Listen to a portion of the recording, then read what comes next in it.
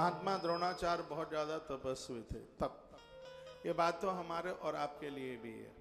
शरीर को जितना आप कष्ट देंगे सोने की तरह चमकेगा। सोना सोना ही नहीं होता यदि भट्टी के पास न पहुंचता। ये धरती पर जिन्होंने कष्ट झेले हैं उनमें निखार आया। थोड़ी थोड़ी परेशानियों पर हिलिए मत, परेशान मत होइए। शरीर को थोड़ा मेहनती बनाइए, शरीर से काम लीजिए।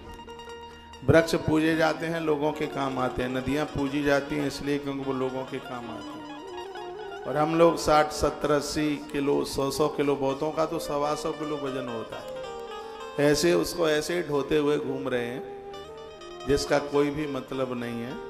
श्रीमद् भगवद गीता में तप का अर्थ है संसार से अपनी इंद्रियों को खींचकर भगवान के साथ जोड़िए। तप के द्वारा पाप जलते हैं, बहुत बड़ा निखार चल के आता है।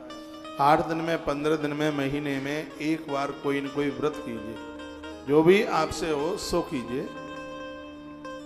तो व्रत से नित्य के अपराध समाप्त होते हैं जो अनजान में हुए।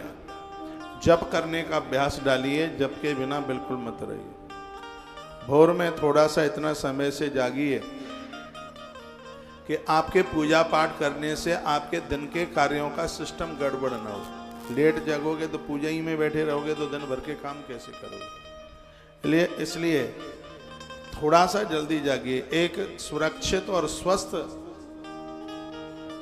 जीवन जीना चाहते हो तो ये आदत डालिए। भोर में थोड़ा जल्दी जागिए। 3 बजे पंखा बंद कर दीजिए, कूलर बंद कर दीजिए, तो 5 बजे के बाद तुम सो ही नहीं पाओगे। गर्मी लगेगी, मच्छर काटेंगे, खड़े हो जाओगे। किसी न किसी प्रकार से भोर में जल्दी से जागने की आदत डालिए। मैं उस महापुरुष की बात कर रहा हूँ, गंगा माँ के प्रति उसकी भारी श्रद्धा है और थोड़े ही समय में ये एक बहुत बड़ा धनुर्धर बन गया। उन्हीं दिनों में इन्होंने अपने कानों से सुना कि भगवान परशुराम बहुत बड़ा दान कर रहे हैं। वो भूमि का दान कर रहे हैं, वस्तुओं का दान कर रहे हैं। क्यों नहीं उनके पास पहुंच करके मैं भी उनसे कुछ प्राप्त कर लूं। ये सब कथा पहली बार आप सुनेंगे, सुनिए। तो भरद्वाज पुत्र गुरु द्रोणाचार्य भगवान परशुराम जी के पास में पहुंचे, चरणों में वंदन प्रणाम किया और कहा कि हे गुरुवर, मैं आपसे कुछ मांगने के लिए आया हूं, आप बताइए। तो भगवान परशुराम ने कहा कि हिरण्यम मम यस्वास्तम बसु किंचिदस्थितम। परशुराम जी बोले, तपोधन, मेरे पास यहाँ जो भी कुछ सोना जमीन जो भी कुछ था वो सब मैंने बांट दिया। धरती मैंने महात्मा कश्यप को दे दी, लोग मुझसे लेकर के चले गए। अब मेरे पास 2 ही चीजें रह गई हैं। अब देख लो, तुम चुनाव कर लो कि दोनों ही चाहते हो कि दोनों में से एक चाहते हो।